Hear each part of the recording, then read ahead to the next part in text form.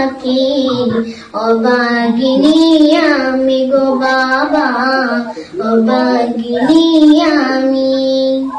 গরিব ঘরের সন্তান গো আমরা, ও আল্লাহ থাকি দুঃখে কষ্টে, বাবার কথা পড়লে মনে চোখের পানি ঝরে গো আল্লাহ, চোখের পানি ঝরে।